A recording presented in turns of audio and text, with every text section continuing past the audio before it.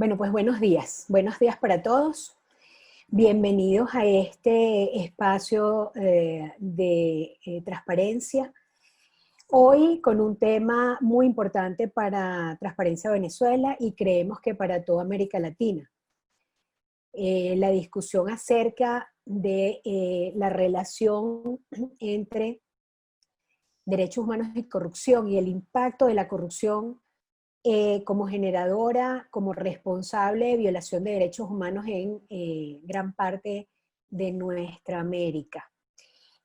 Por supuesto, para Venezuela este es un tema de particular importancia, dado lo que hemos estado conversando desde hace años, el tamaño, el impacto de la terrible corrupción venezolana, el impacto brutal en la gran población, la inmensa red de corrupción que alcanza pues gran parte del globo, del mundo. Nosotros ya como Transparencia hemos identificado una larga lista de países que están abriendo y que han abierto casos contra corruptos venezolanos. Así que este para nosotros es un gran tema. Comienzo presentándome, mi nombre es Mercedes de Freitas, soy la directora ejecutiva de Transparencia Venezuela y hoy vamos a tener con nosotros a un invitado muy especial, un aliado de Transparencia Venezuela, una persona que nos honra día a día con su apoyo y es el doctor José Ugaz. José es abogado de la Universidad Católica de Perú, especialista en Derecho Penal de la Universidad de Salamanca y en Derechos Humanos y Desarrollo del International Institute of Social Studies de La Haya. José es expresidente de Transparencia Internacional y actual presidente de Proética, el capítulo de Transparencia Internacional en el Perú. José fue designado como procurador ad hoc de la República del Perú en varios casos y muy importantes de corrupción en el Perú, siendo el más destacado el de Fujimori y Montesinos. En el día de hoy, como les venía diciendo, vamos a estar discutiendo sobre este tema, corrupción y derechos humanos. ¿Cómo hemos avanzado en la identificación de los aspectos que involucran esta relación? ¿Cómo hemos avanzado en lo que es más importante aún? ¿Qué podemos utilizar para procesar a los responsables de la violación de derechos humanos que tiene como causa la corrupción? ¿O cómo podemos sancionar a la corrupción que causa violaciones de derechos humanos? Bueno, este es un tema que tiene tiempo discutiéndose en el mundo, sin embargo, todavía no está claro los procesos para avanzar, los procesos judiciales en los que se puede avanzar. Y que yo recuerde, en Transparencia Internacional se empezó a conversar sobre esto en el 2006, de 2007, por allí tengo memoria. Y Transparencia Venezuela, creo que por nuestra situación particular, por nuestro drama particular, nuestra crisis de política institucional y el avance de la gran corrupción, nos hizo meternos en este tema desde temprano. Nosotros llevamos ya casos a las Naciones Unidas, a la Comisión de Naciones Unidas de Derechos Humanos en el 2012. Ya llevamos un informe de EPU en el que avanzamos en la identificación de casos que podrían estar, donde podíamos mirar cómo la corrupción impactaba violación de derechos humanos. Ese examen periódico universal, además lo repetimos 4 años después, con información avanzada, por supuesto, en el 2016. Por cierto, en ese momento nosotros contamos con el apoyo para la elaboración de ese informe de Claudio Nash, responsable de un informe que vamos a estar revisando hoy en forma particular.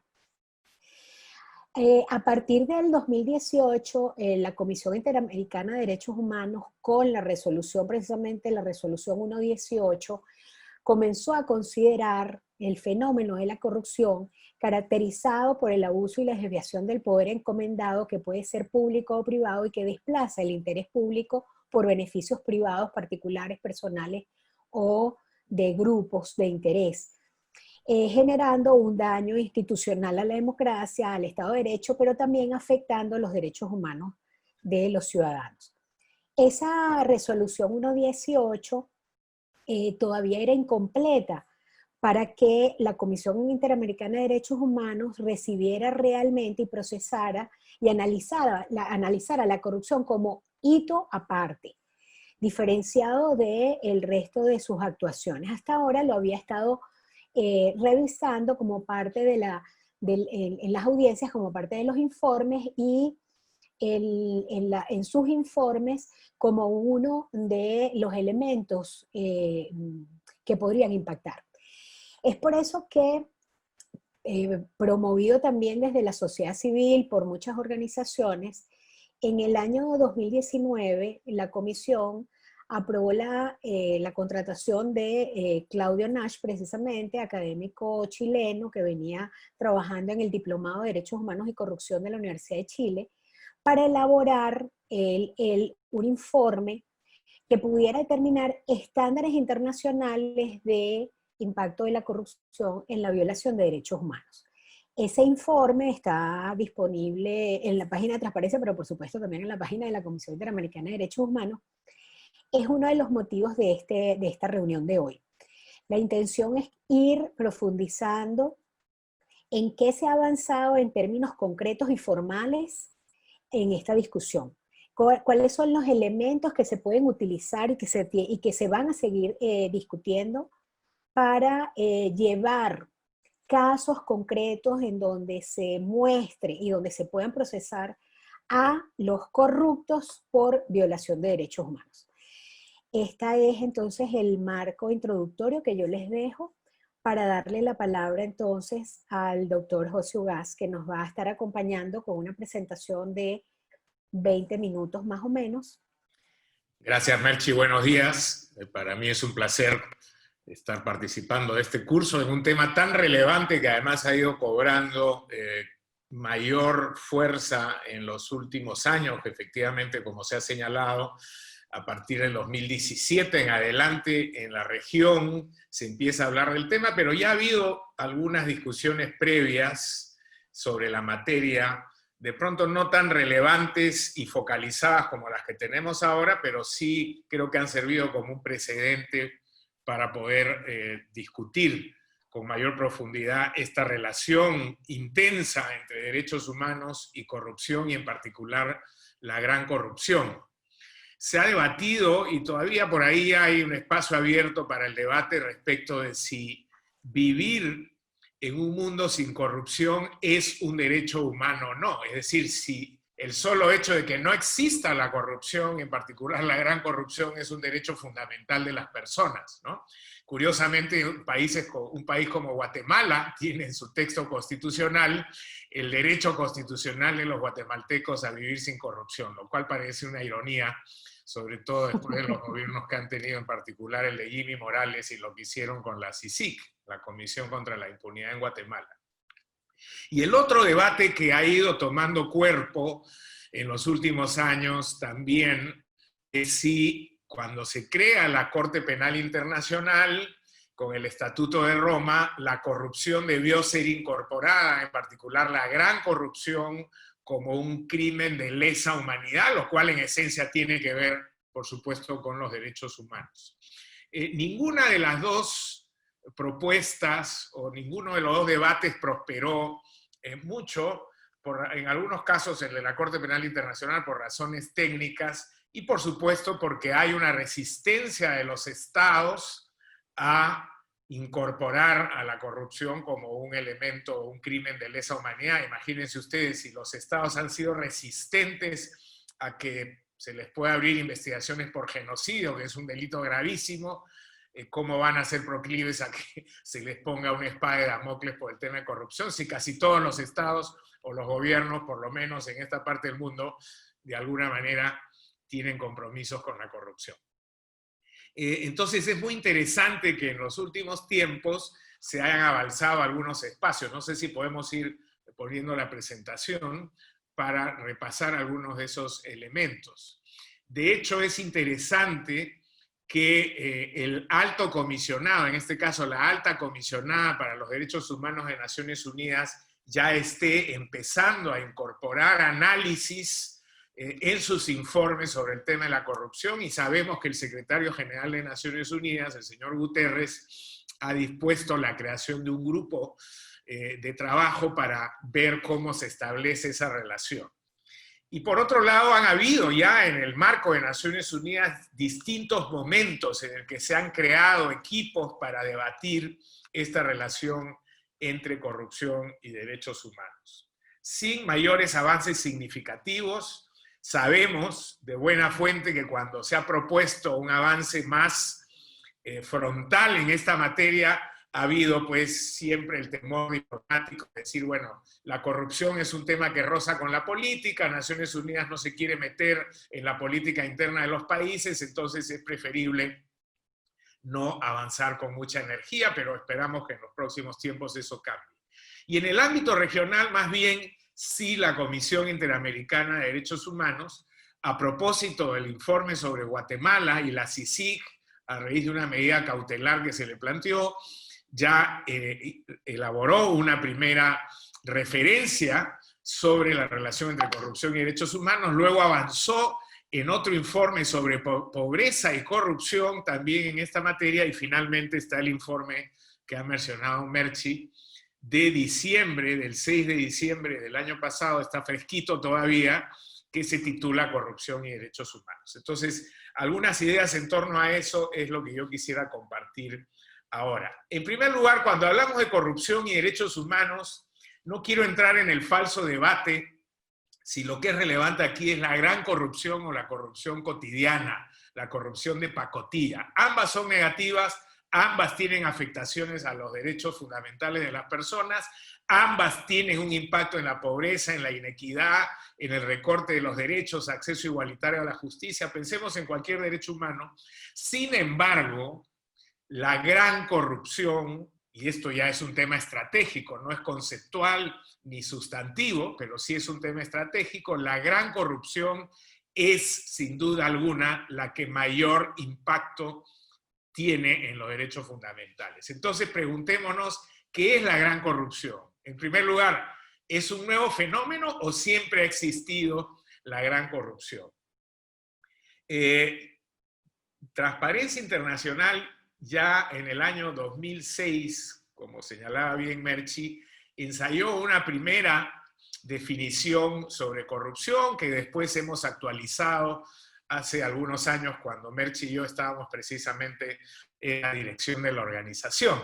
Pero no quisiera agotarme en las definiciones, sobre todo en materia de corrupción hay muchas definiciones. La más conocida y la más corta es la de Transparencia Internacional, cuando recién fue creada la organización, que dice que la corrupción es el abuso del poder confiado para un beneficio personal, pero eso explica poco de la naturaleza de la corrupción. Entonces no tiene mucho sentido, y de hecho verán ustedes que ninguno de los tratados internacionales en materia de corrupción entra a definiciones, porque hay múltiples maneras de definir la corrupción, desde una perspectiva jurídica, económica, política, criminal, etc. Yo lo que he reseñado aquí, en primer lugar, son los elementos fundamentales que podemos sacar de una definición que trate de describir qué cosa es la gran corrupción. Lo que está claro es que cuando hablamos de gran corrupción estamos hablando de tres elementos fundamentales. Son actores con gran poder, es decir, la gran corrupción es un crimen de poder, no la comete cualquiera, tiene que ser alguien que tiene poder económico o poder político. En segundo lugar, moviliza ingentes cantidades de recursos, miles de millones de dólares, billones en el lenguaje de estos tiempos. Por favor, todavía vamos al anterior.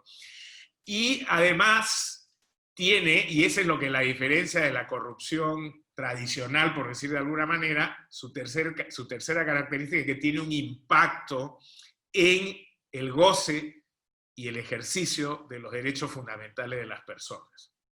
Por eso, quienes han tratado de definirla señalan, el Grupo de Trabajo de Naciones Unidas dijo ya hace un tiempo que la gran corrupción se caracteriza por penetrar los niveles más altos de los gobiernos, y fíjense lo que ha pasado en América Latina con el caso Lava Jato, ¿no? ¿Cuántos presidentes? Hasta la última cuenta que yo hice eran 16 presidentes de la región que estaban presos, investigados o prófugos por estar involucrados en una sola estructura de corrupción como fue Lava Jato.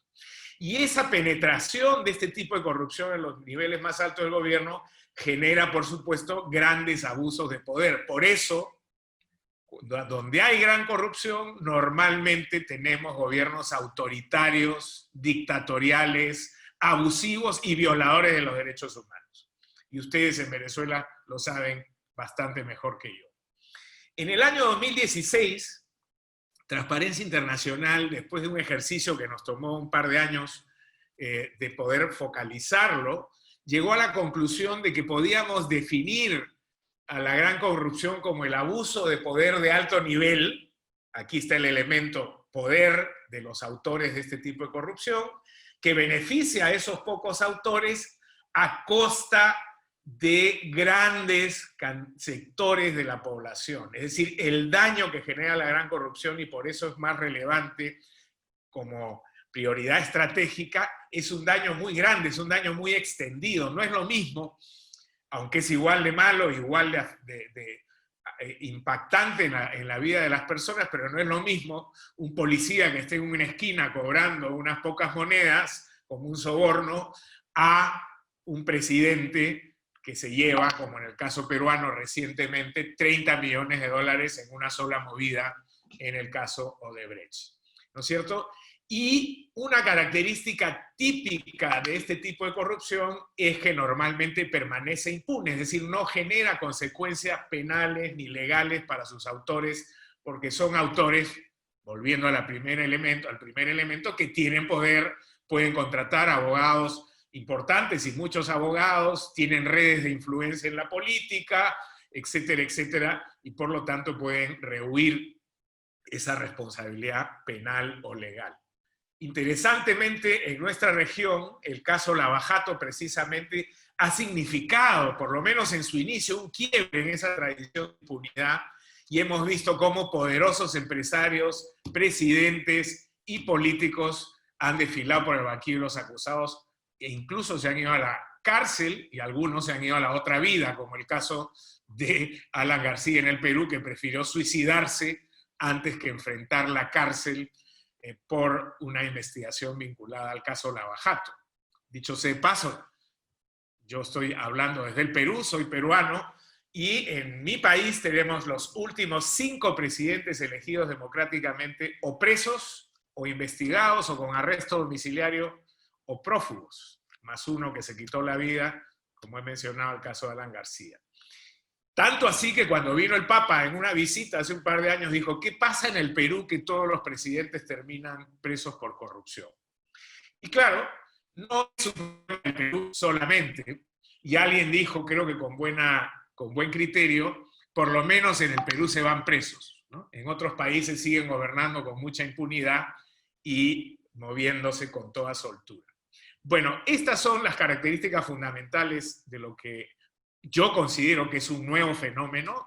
Hasta hace 2 décadas probablemente hubiéramos podido contar con los dedos de una mano a los autores de gran corrupción. Ahí estaba Bacha en Nigeria, Suharto en Indonesia, Marcos en Filipinas. Probablemente podríamos poner en esa lista a Fujimori en el Perú, a la familia Dos Santos en Angola, pero con los 10 dedos de la mano podíamos contar a los autores de gran corrupción. Hoy todos los días prendemos la televisión o abrimos un periódico y nos encontramos con un escándalo de inmensas dimensiones. Pensemos nada más en el último escándalo que hemos visto, que es el del rey emérito de España, ¿no? Que con toda impunidad se ha ido de España a los Emiratos Árabes acusado de haber recibido nada menos que la friolera de 100 millones de euros por un contrato vinculado a una empresa de ese país. Siguiente, por favor.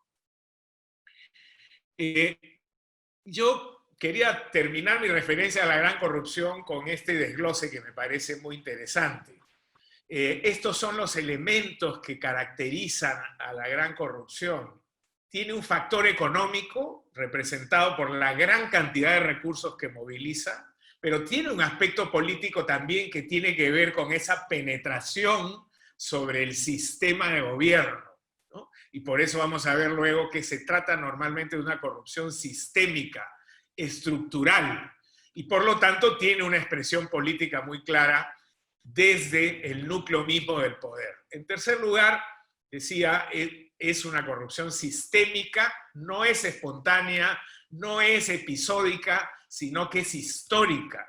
A quienes han tenido la oportunidad de leer el libro titulado ¿Por qué fracasan los países?, sus autores acaban de sacar un nuevo libro que se llama algo así como El pasadizo estrecho, donde concluyen que efectivamente el carácter sistémico de la corrupción en muchas partes del mundo, y en particular en América Latina, tienen que ver con los patrones de colonización sobre los cuales se construyeron nuestros estados. Entonces, no es que hay un mal gobierno o un líder negativo y por eso tenemos corrupción. Históricamente hemos padecido de una corrupción que se enquistó en las estructuras mismas de nuestros estados cuando fueron organizados. El cuarto factor es el factor social, y este es el que nos interesa para centrar las ideas en esta presentación. Y es que la gran corrupción tiene un impacto negativo sobre los derechos fundamentales de las personas y sus libertades políticas.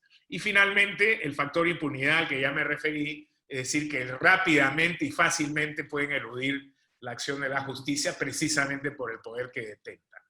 Entonces, todo esto es para decir algo muy simple y que debería poder entenderlo un niño, y lamentablemente esa asociación normalmente no la hacemos. Y es que la corrupción mata, señores y señoras. La corrupción enferma, la corrupción impide que nuestros niños tengan educación, que los más pobres tengan acceso al agua potable, a un hospital digno, que tengan comida, ¿no? Hemos visto situaciones dramáticas en la propia Venezuela y nadie puede negar que esa escasez de alimentos, de medicina, de energía eléctrica, que es tan importante para tantas cosas, o de vivienda digna, es producto de prácticas corruptas, sistémicas y permanentes de una mafia enquistada en el poder. Eso hoy es indiscutible. Entonces, preguntarse cuál es la relación entre derechos humanos y corrupción en regiones del mundo donde esto se presenta con tanta claridad, a veces parece una verdad de perogrullo, reiterativo. Y fíjense lo que estamos viviendo a raíz de esta pandemia mundial del COVID-19. ¿Por qué países como el mío, de pronto, o Chile, que parecía que se iba a escapar de la realidad latinoamericana y que ya estaba camino a ser un país de estándar del primer mundo, estamos ubicados entre los primeros países con cantidad de muertos por 100.000? El Perú está en este momento en el número 1, el número 2, solamente Bélgica, que tiene una población de ancianos, está por encima del Perú. ¿Por qué es que nuestros sistemas de salud han colapsado tan rápidamente, pese a que hemos hecho cuarentenas largas y desde un inicio? Porque evidentemente aquí se distrajeron miles de millones de soles, que es nuestra moneda, pero podríamos decir miles de millones de dólares también, que debieron haber ido a inversiones en el sistema de salud, en el sistema de educación, en la generación de trabajo formal, porque algunos cuantos se los llevaron a sus bolsillos y a sus cuentas en Europa, en Estados Unidos, a sus casas de lujo, etcétera, etcétera. Hoy no queda más claro, porque ya es imposible que sea más evidente, que la corrupción es la responsable de todas estas muertes, o de la gran mayoría de las muertes que estamos teniendo, y el sufrimiento y el dolor que se le está infligiendo a nuestros pueblos a raíz de esta crisis sanitaria. Estaba revisando unas cifras. En el año 2016 salió una investigación que decía que si no se hubiera desviado la mitad de lo que se desvió en ese año en prácticas corruptas, hubiéramos podido construir 72 hospitales en el 2016, contratar a más de 70.000 nuevos médicos y crear escuelas con señales de internet. Ustedes se imaginarán lo crítico que es en un país como el mío llevar educación a distancia con sistemas electrónicos en las zonas rurales donde ni siquiera hay señal de internet. Tenemos niños que tienen que caminar por los Andes 4 o 5 horas hasta llegar a un cerro para poder conectarse 10, 14, 20 niños con el teléfono del único vecino que tiene un dispositivo electrónico en la zona. Y todo esto tiene que ver con la corrupción y tiene que ver evidentemente con los derechos humanos, porque la vida, la salud, la educación, el alimento, el agua potable, la vivienda digna, todos son derechos fundamentales. Y ya no hablemos de los otros derechos menos tangibles como son el de la libertad, el derecho a un ambiente saludable, el derecho a la cultura, etc. Podemos pasar a la siguiente, por favor. Entonces, hay una clara relación entre corrupción, pobreza e inequidad. Bloom, que es un experto en estos temas, señala que hay un círculo vicioso, que es el círculo de la inequidad y la corrupción. A mayor corrupción, la gente deja de tener confianza en sus autoridades y esa corrupción genera más inequidad, pero no se puede salir de la situación de inequidad porque no hay confianza y la corrupción se sigue montando una sobre otra. Entonces, no hay posibilidad de salir de este círculo vicioso porque se retroalimentan ambos espacios. Corrupción, falta de confianza, inequidad, inequidad, corrupción, falta de confianza, y seguimos dando vueltas como en un carrusel. Hoy por hoy, nadie que viva en nuestra parte del mundo puede negar que una de las grandes causas, si no la más importante, de los niveles de pobreza que vivimos tienen que ver precisamente con los grados de corrupción que nos afectan. Somos la región del mundo más inequitativa, América Latina, donde hay la gente con mayores recursos y la gente con recursos en el mundo.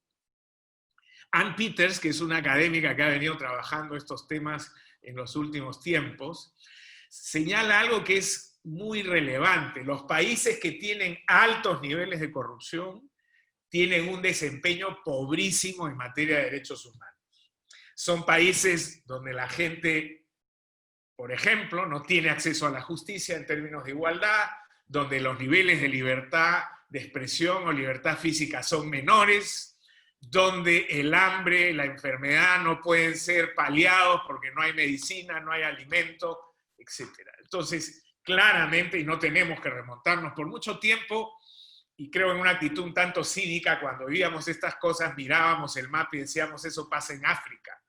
Bueno, hoy día, lamentablemente, en algunos casos incluso hemos superado los estándares de pobreza y violación de derechos humanos vinculados a las prácticas corruptas.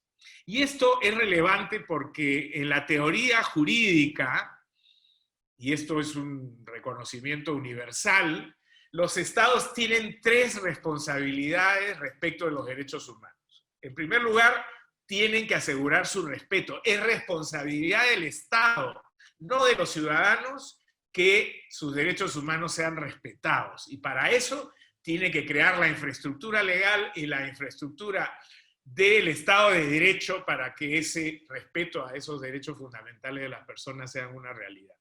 En segundo lugar, corresponde al Estado, es decir, al gobierno de turno, pero al Estado en general, proteger esos derechos, no solamente respetarlos y reconocerlos en un texto constitucional y crear la infraestructura legal, sino asegurar los mecanismos de protección.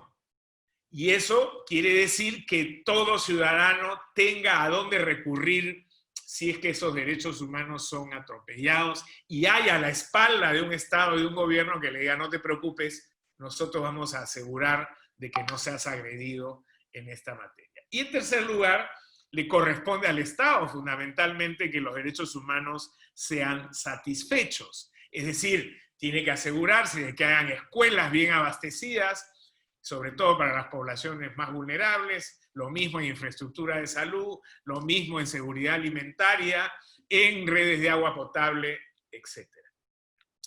Esa es la teoría, y eso es lo que los estados deberían hacer. Pero resulta que en países como los nuestros, es precisamente la gran corrupción la que impide que haya un respeto a los derechos humanos y es un mecanismo, es un arma de agresión frente a la vigencia de los derechos humanos. Cuando nuestros gobernantes y autoridades y las redes vinculadas a ellos, porque evidentemente cuando hablamos de corrupción a veces se nos ocurre que corrupción solo es soborno, y está claro que no es así. Otros estudiosos como Sarah Chase ya demostraron que hoy la corrupción es mucho más compleja. Estamos hablando de redes en las que interactúan agentes estatales, políticos, partidos, autoridades de alto nivel, funcionarios, con élites empresariales, con crimen organizado, con profesionales liberales, para generar estos desvíos de recursos que hoy día son cuantiosos por el poder que tiene el crimen organizado y por el poder que tienen estas redes y estas empresas. Hemos visto lo de las empresas brasileras, son empresas que movilizan miles de millones de dólares en 15 países, como ocurrió en el caso Lava Jato, 3 países en África, 12 en América Latina. Entonces, esto es central para poder entender la corrupción desde una perspectiva de derechos humanos. Y recién la comunidad anticorrupción hemos venido tomando conciencia de que podemos recurrir a un enfoque de derechos humanos y al sistema de derechos humanos para tratar de impedir, prevenir prácticas de gran corrupción y si se producen, buscar que se generen las consecuencias y las sanciones penales, civiles, públicas, que eso exige. Y en ese contexto, Naciones Unidas creó lo que se llaman los Objetivos de Desarrollo Sostenible, las ODS. Y los Objetivos de Desarrollo Sostenible no son otra cosa que la agenda para el 2030. Y en esa agenda se han fijado 17 objetivos. No a la pobreza, cero hambre, educación adecuada, agua potable para todo el mundo, respeto al medio ambiente, etcétera, etcétera, etcétera. 17 objetivos. Y el objetivo número 16, que le han puesto un nombre que no es el que debería tener, pero eso evidencia cómo hay una resistencia en la comunidad internacional por razones diplomáticas y políticas para llamar las cosas como deben ser llamadas. Este objetivo 16 se llama paz, desarrollo y por ahí alguna otra palabra, pero cuando uno entra al detalle de ese objetivo, lo que dice es tenemos que reducir la corrupción. Y hay un cierto consenso hoy en la comunidad internacional que el objetivo de desarrollo sostenible número 16 es transversal a todos los objetivos de desarrollo y por lo tanto si no se cumple los otros no van a ser satisfechos. Siguiente, por favor. Bueno, y aquí llegamos ya para ir cerrando al punto que anunció Merchi al inicio de esta presentación. Lo que ha traído una ventana de luz y de esperanza es este informe temático de la Comisión Interamericana de Derechos Humanos del 6 de diciembre pasado, que se llama Corrupción y Derechos Humanos, y que en su introducción señala claramente que lo que quiere es llamar la atención sobre el impacto que tiene la corrupción sobre la democracia, el Estado de Derecho, pero particularmente sobre el goce y el ejercicio de los derechos humanos en el continente. Entonces, por primera vez vemos de una manera expresa que un organismo multilateral habla de este encuentro que tiene que darse entre derechos humanos y corrupción. En el análisis me refiero, porque en la práctica se da ya hace mucho tiempo. Y para nosotros, desde el lado anticorrupción, es muy relevante un enfoque de derechos humanos en nuestra lucha contra la corrupción. Y para la comunidad de derechos humanos también es muy relevante entender qué parte de su tarea pasa por combatir y prevenir la corrupción. Entonces ahora estamos hablando de alianzas estratégicas entre organizaciones que hacemos una y otra cosa. Siguiente, por favor. Y entonces rápidamente, con eso acabo, vamos a revisar cuáles son las ideas fuerza que trae este informe. En primer lugar, lo que acabo de mencionar. El informe dice que es indispensable integrar las agendas en materia de lucha contra la corrupción y defensa de derechos humanos porque son agendas complementarias. Hay una interdependencia entre una y otra. Y esto es muy importante porque por décadas Ciertamente las organizaciones de derechos humanos tienen mucho más historia y más recorrido y más trayectoria y grandes éxitos en sus luchas, pero las organizaciones anticorrupción como Transparencia Internacional, por ejemplo, tienen ya casi 2 décadas de existencia o más de 2 décadas de existencia y sin embargo no ha habido un diálogo muy fluido y estrategias comunes. Este informe dice hay que pensar en esas estrategias. Por ejemplo, uno de los grandes retos que yo veo en mi experiencia en este trabajo es que no hemos desarrollado una narrativa que permita que la gente entienda que su estado de pobreza y de negación de sus derechos fundamentales tiene que ver con que alguien le está robando su dinero, que alguien le está robando al Estado esos recursos que deberían satisfacer esos derechos fundamentales. Y entonces creo que este espacio de interdependencia entre derechos humanos y corrupción abre maravillosamente esa posibilidad. En segundo lugar, dice el informe lo que ya mencioné, que la corrupción en nuestra región es sistemática y por lo tanto tiene que haber un abordaje integral, no puede ser un abordaje parcial. Hay que hacerlo desde la perspectiva del abuso de poder, es decir, desde la perspectiva política. Hay que luchar para desterrar esa cultura de tolerancia en la población, en la ciudadanía. Somos países con altos niveles de tolerancia. Roba pero hace, ¿no? El viejo dicho tan vigente en nuestro medio.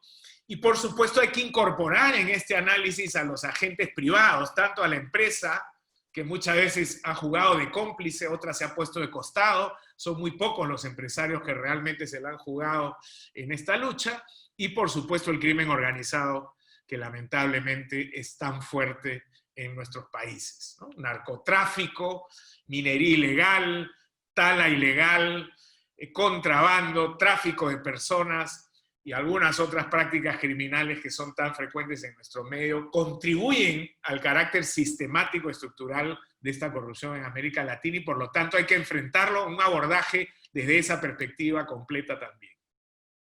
Dice la Comisión en este informe igualmente que es una obligación de los estados fortalecer los sistemas de administración de justicia porque son ellos precisamente los que van a impedir la impunidad y tratar de enfrentar con éxito la corrupción política. Lamentablemente en nuestros países, muchos de nuestros sistemas de justicia están penetrados profundamente por la corrupción. En el Perú, los últimos 2 fiscales de la Nación han tenido que renunciar o ser destituidos por corrupción, están procesados en este momento. En la época de Fujimori, el presidente de la Corte Suprema, la fiscal de la Nación y otros jueces y fiscales terminaron investigados y procesados, y acaba de producirse en mi país una reforma profunda, iniciarse una reforma profunda, ojalá que llegue a buen término, en la que se ha destituido a todos los miembros del Consejo de la Magistratura por estar vinculados a una red criminal que se llama los cuellos blancos del puerto. Entonces, hay efectivamente en los sistemas de justicia una urgencia para poder implementar una agenda anticorrupción que permita que la justicia precisamente se convierta en el escudo de defensa de los derechos humanos y de destierre de la impunidad en nuestros países. Y también llama a la Comisión la atención sobre los grupos vulnerables en nuestros países, no solamente los pobres, quienes están en una situación de vulnerabilidad social, por carecer de recursos, por haber sido postrados en la pobreza precisamente por quienes les han robado su futuro. Y aquí hablamos de inseguridad alimentaria, hablamos de inseguridad sanitaria, hablamos de impedimento del desarrollo de las condiciones básicas en las que un ser humano debe vivir. Y también habla de la necesidad de proteger a los activistas anticorrupción y activistas de derechos humanos porque son agentes de cambio, pero se convierten en objetivos vulnerables precisamente porque son enemigos de los sistemas corruptos. La siguiente. Bueno, y con esto acabo. Esto me parece que es muy relevante. Cualquier estrategia anticorrupción y de derechos humanos, mejor dicho, cualquier estrategia anticorrupción que pretenda atender a las necesidades de las personas, tiene que tener un enfoque central sobre las víctimas. Y la necesidad, ya que es una corrupción estructural, de hacer cambios sistémicos para que las víctimas puedan salir de esta situación de postración. Entonces, es indispensable exigir la rendición de cuentas de las autoridades, que haya menos tolerancia en la ciudadanía y que prime el Estado de Derecho antes que la arbitrariedad y el abuso, que son las características que normalmente nuestros gobiernos autoritarios, corruptos, poco interesados en el bien común, normalmente desarrollan. También se refiere el informe a la necesidad de la cooperación transnacional, la cooperación internacional. Hoy la corrupción es global, y lo hemos visto en el caso Lavajato. 12 países de América Latina involucrados en un solo esquema de corrupción y 3 en África, con empresas offshore, 4 capas de empresas offshore solamente en el caso de Odebrecht, con un banco propio comprado con ellos en una isla en el Caribe. Es decir, esto requiere evidentemente de fuerzas internacionales y por eso también nuestros esfuerzos por tratar de crear equipos conjuntos de investigación como establece la Convención de Naciones Unidas contra la Corrupción. Y por último, y es muy interesante, con eso acaba el informe de la Comisión diciendo, esto nos obliga a nosotros, al interior del Sistema Interamericano de Derechos Humanos, a pensar en estrategias anticorrupción, porque si queremos proteger los derechos humanos, tenemos que protegerlos de las agresiones de la gran corrupción. Entonces, a partir de ahora, vamos a intentarlo. Eso lo digo yo, no lo dicen ellos. Ellos también lo dicen, pero la sociedad civil tiene que empezar a intentar a exigir medidas cautelares para casos de gran corrupción, que el sistema interamericano desarrolle audiencias donde se puedan escuchar casos de gran corrupción y su impacto en los derechos fundamentales, llevar casos individuales y la aspiración máxima en la que nos estamos moviendo en este momento desde la comunidad anticorrupción regional es pensar en que se cree una relatoría al interior de la Comisión Interamericana en materia de corrupción. Así como hay una relatoría para la libertad de expresión y otra relatoría para el medio ambiente y los derechos económicos, sociales y culturales, dado que la corrupción se ha convertido, y eso lo dicen las encuestas de todos nuestros países en el último año, dado que la corrupción es el problema número 1 de nuestros países, con toda justicia amerita una relatoría especial para que haya una oficina pequeña, dinámica, en el sistema interamericano que pueda viajar a nuestros países, hacer reportes, entrevistarse con las autoridades, exigir información y cambio, etc. No debe escapar a nuestra atención, no sé cómo será en Venezuela hoy, pero aquí se hizo una encuesta en el medio de la pandemia, en el mes de mayo, cuando ya teníamos varios miles de muertos. Y preguntado al ciudadano peruano, ¿cuál es el problema número 1 del país? No dijeron el coronavirus, no dijeron la pandemia, dijeron la corrupción. Y eso creo que nos ubica en la real dimensión. Hemos pasado por tanto en este país que creo que hoy los ciudadanos tienen bastante más conciencia que antes, aunque falta mucho todavía, pero contar con una relatoría especial en materia anticorrupción al interior de la Comisión sería una gran conquista para América Latina. Muchas gracias.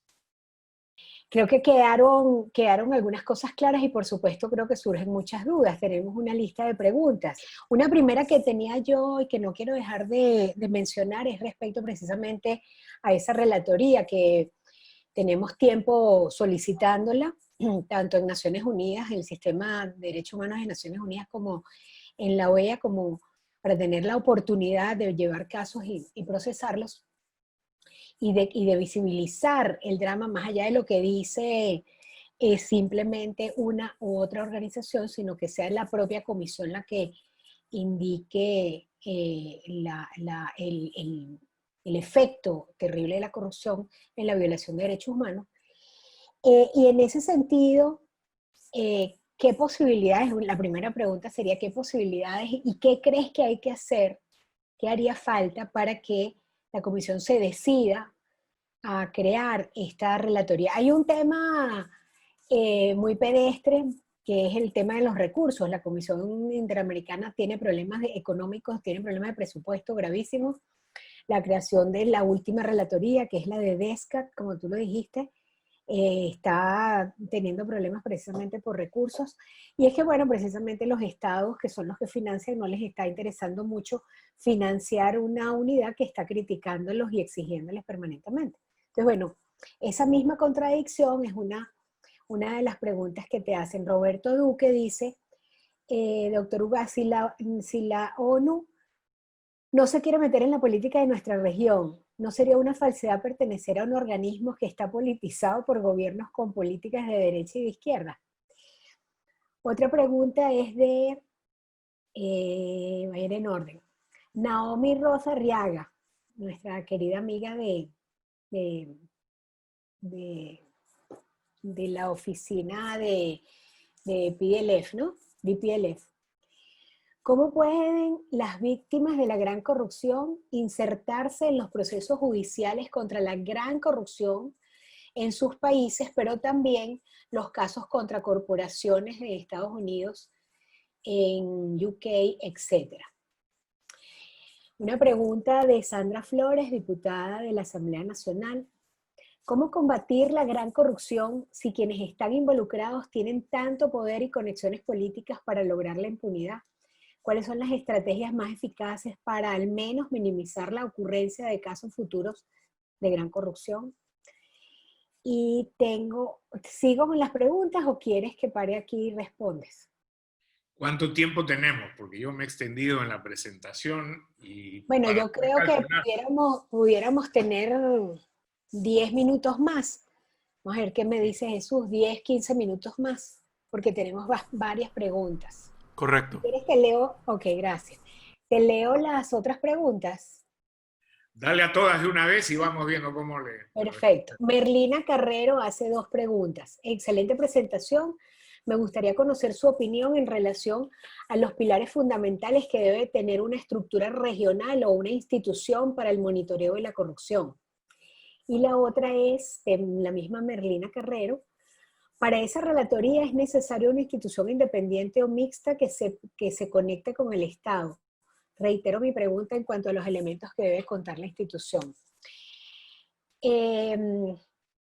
Carlos Luzberti, un gran defensor de derechos humanos, miembro de la Amnistía Internacional. Gracias, Carlos, por la pregunta. A propósito de relatoría, ¿cómo la ven? ¿Como una relatoría especial tipo libertad de expresión o DESCA o asignada internamente a los comisionados? Buena pregunta. ¿O no sería posible preferiblemente, por ejemplo, que las relatorías actuales asuman la dimensión de la corrupción desde los mecanismos existentes, por ejemplo, protección de periodistas que denuncian o el impacto de la gran corrupción sobre los DESCA? Esa es una buena discusión que ya se ha tenido. Nelson Freites, defensor de derechos humanos reconocido en el país, pero guaro de nacimiento y de corazón, pregunta, doctor Uga, ¿será en la conexión entre la gran corrupción como causa y las violaciones de derechos humanos como efecto donde hay que centrar la atención anticorrupción en su círculo, en su vínculo con los derechos humanos? Y por último, Andrés González, ¿qué experiencias conoce en gran corrupción del sector agua potable y saneamiento? Gracias a todos por sus preguntas. Bueno, José. A ver. 12 minutos. Ya, son, o sea que a las 11:10 mías se acaba.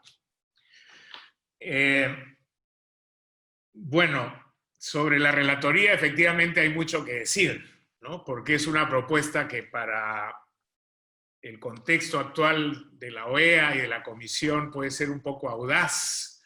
Efectivamente, partiendo por el famoso argumento de los recursos, ¿no? Es decir, no tenemos recursos. Bueno, las otras relatorías, si bien es cierto, han tenido y todavía una de ellas tiene problemas, pero han buscado su financiamiento y lo han logrado. La OEA no tiene que poner el dinero necesariamente, ¿no? Pueden efectivamente recibirse aportes de otros países, de otros gobiernos y de otras instituciones. Por lo menos preliminarmente hasta que se estructure. Además no tienen que ser grandes oficinas. LANSA trabaja con poca gente y la oficina de la DESCA con menos. ¿Por qué? Porque hay también estructuras locales de las que se puede servir una relatoría de esta naturaleza para poder hacer su trabajo. Yo me imagino en el mundo ideal, si se creara la Relatoría Anticorrupción, Transparencia Venezuela, Proética, Transparencia Internacional, etcétera, podríamos proveer y otras organizaciones, por supuesto, podríamos proveer una serie de recursos humanos, de nuestras redes de contacto, de información que colectamos para que puedan hacer su trabajo mejor. No sería descabellado tampoco pensar, claro, si la OEA tuviera voluntad política, y estamos viendo cómo se están desollando ahora para ver quién va a ser el nuevo secretario, y si gana el americano, está claro que vamos a tener poco espacio para muchas cosas, pero no sería descabellado pensar en un mecanismo en el que se pudiera recoger parte de los recursos que se obtienen precisamente de la condena a los corruptos y de la recuperación de activos, y decir, bueno, un porcentaje de eso se puede asignar a una relatoría de esta naturaleza que sin duda alguna tendría, creo yo, le imprimiría una dinámica y una característica muy distinta a la lucha anticorrupción. Somos absolutamente conscientes de las debilidades del sistema. No hay que olvidarnos que recientemente la OEA ha tenido un fracaso estrepitoso que ha sido el de la Máximo en Honduras, ¿no? Se crea una oficina contra la impunidad que quería ser una misión que debería haber sido similar a la de Guatemala, y prácticamente desde la misma OEA se le ha ido bajando la llanta hasta que simplemente fracasó. Pero bueno, sobre esas realidades tenemos que trabajar. Entonces hay varias preguntas que se conectan con este tema. Si debería haber una estructura regional en esta relatoría, si debería ser una institución mixta asignada a los comisionados o funcionar desde las actuales relatorías. Yo sobre esto último, funcionar de las actuales relatorías, me opongo tajantemente.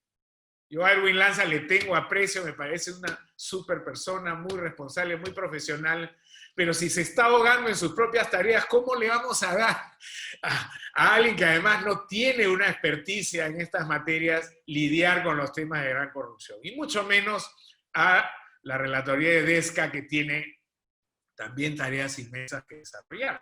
Entonces, focalicemos y hagamos que efectivamente un equipo pequeño, dinámico, de expertos pueda cumplir con una tarea mínima, definir cuáles son los países prioritarios, hacer viajes o audiencias, visitas in loco, pedir informes. Esto sería realmente una cosa muy, muy relevante para las organizaciones que tratamos de lidiar de nuestras propias realidades en esta materia. Porque al final también se trata de llevar a los culpables de la gran corrupción al sistema interamericano para que puedan efectivamente ser responsables de sus actos. Y como esto se comete normalmente desde los gobiernos, no habría problema entonces en plantear acciones por casos individuales o prácticas sistemáticas que puedan sentar en el banquillo de la justicia interamericana, así como se ha hecho para las desapariciones forzadas, para los exterminios colectivos, para la tortura, a los responsables de grandes esquemas de corrupción que tienen un impacto sobre la población. Asignársela a los comisionados creo que tendría el mismo problema. Los comisionados no son comisionados a tiempo completo, tienen otras actividades y ya bastante esfuerzo tengo entendido que hacen, aunque no soy un experto en ese mundo, pero tengo entendido que bastante esfuerzo hacen con desarrollar la tarea que están desarrollando. Entonces, yo no renunciaría a la máxima expectativa, que sería tener una relatoría específica en materia anticorrupción, con sus propios recursos, con su equipo y con una agenda que de pronto no sea todo lo ambiciosa que América Latina demanda, pero que permita enfrentar las prioridades más importantes del momento. Ejemplos: Venezuela, Brasil, Perú, Honduras, en fin, hay ahí mucha tela que cortar como para poder hacer un planeamiento estratégico que funcione. Esto, y más que una institución mixta, yo diría que debería ser una institución albergada, bueno, ya he escuchado otras opiniones de expertos y yo no voy a avanzar tanto ahí porque, como digo, no soy un experto en el sistema interamericano. Hay quienes dicen que debería esto funcionar desde una decisión de la Asamblea y no de la Comisión, que eso le daría más soltura, más libertad. Bueno, eso ya lo dejo para una discusión entre expertos mejor conocedores de ese mundo que yo. Pero creo que debería ser una institución del sistema y que más bien tenga alianzas estratégicas claras con sociedad civil, con organizaciones de trayectoria y de ciudadanía que pueden aportar a su desarrollo. Esto va conectado si la ONU debería participar y tener en su agenda el tema de corrupción, si es una instancia tan politizada. Bueno, es politizada porque ahí se sientan los gobiernos del mundo, pues lamentablemente es así, porque como son diplomáticos, siempre la tibieza ha sido un elemento muy presente. Sin embargo, nadie que no esté un poco afiebrado o que tenga dos dedos de frente puede negar que en el seno de la ONU también se han conseguido, así como han habido grandes calamidades, se han conseguido situaciones muy importantes. Y yo creo que, por ejemplo, que la alta comisionada, aunque ha tenido un informe decepcionante sobre Venezuela, pudiera, en sus próximos pasos, tener un poco más de claridad y fortaleza para hacer informes de ese tipo, que luego se convierten en herramientas muy valiosas para hacer el trabajo de anticorrupción en el terreno, en las organizaciones locales. Entonces, yo por supuesto no solamente no renunciaría a que la ONU tenga un pie puesto en este asunto, sino que más bien estoy del lado de los que creen que debemos demandar a la ONU mayor presencia, mayor fortaleza, mayor claridad. En el 2022 va a haber una audiencia especial que se ha convocado en materia de corrupción de la Asamblea de Naciones Unidas, que está respaldada por el Perú y Colombia, entre dos países más, y creo que tenemos que trabajar activamente para desarrollar esa agenda. Si conozco casos, y cuál es el tema de las víctimas en el contexto del proceso penal. Este es un tema también muy interesante que ha empezado a tomar cuerpo. Acabamos de tener la semana pasada una discusión sobre esto en Due Process of Law, esta organización cuyo uno de sus representantes ha hecho una pregunta ahora. Y es que ya se está abriendo el espacio para que las víctimas de corrupción puedan apersonarse a los procesos penales, aunque no se pueda señalar un nexo causal directo entre el acto de corrupción y la afectación al derecho personal de ese individuo o individua. Y también, más interesante, que organizaciones se puedan incorporar a los procesos penales, judiciales, en representación de las víctimas. Han habido dos hitos importantes en esta materia. Uno lo logró el capítulo de Transparencia Internacional de Francia, que se apersonó en ese país al juicio contra el corrupto de Obiang, el hijo del dictador Teodorín, y logró que lo acepten como parte procesal y que se condene a Teodorín al pago de 300 millones de euros de devolución de activos robados en su país. El segundo caso, que no ha tenido un final del todo feliz, pero que ha abierto un espacio interesante, lo ha logrado una organización mexicana que ha conseguido que por lo menos en una primera instancia en un proceso penal y luego en un voto por mayoría, que quiere decir que al menos una magistrada votó a favor de ellos, se reconozca que las organizaciones que tienen una dedicación a temas de intereses difusos, como puede ser el medio ambiente y la corrupción, puedan participar en representación de las víctimas en esos procesos penales. Yo creo que esa es una tendencia a la que tenemos que apuntar. A mí me parece que se abre ahí una posibilidad muy interesante. Y yo creo que ya llegué al tiempo que me había propuesto. Voy a dejar alguna cosita en el tintero, pero no da para más. Bueno, sobre agua potable y corrupción, hay muchos ejemplos. Tal vez uno de los más emblemáticos es el caso de Lesoto, de la Alta Autoridad del Agua. Hay un caso ahí en el Banco Mundial. Si alguien tiene un interés específico, puede mirar ese caso porque fue objeto de investigación y sanción en el sistema de integridad del Banco Mundial.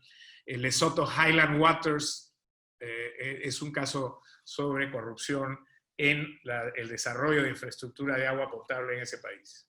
Bueno, ha sido estupendo. La verdad es que por mí podíamos seguir hablando de este tema eternamente y seguramente José también, pero tenemos que terminar. Creo que hemos cumplido bien con el tiempo y con la oferta de discutir este tema en profundidad con una persona conocedora y para mí y muy inspiradora. Así que no me queda más que agradecerte, José, agradecer este espacio y agradecer por tu apoyo permanente y constante y agradecer a todas las personas que se conectaron interesadas en este tema. Vamos a seguir trabajando juntos, así que por favor, cualquier duda, conéctense con Transparencia Venezuela. En la página de Transparencia Venezuela, transparencia.org.b, están todos los informes. A través de las redes sociales, en Twitter, @nomasguiso. Pueden, por supuesto, conectarse directamente también con nosotros. Así que nuestro agradecimiento y bueno, atentos a la próxima oportunidad. Muchas gracias. Bueno, cuídense, gracias, que les vaya bien.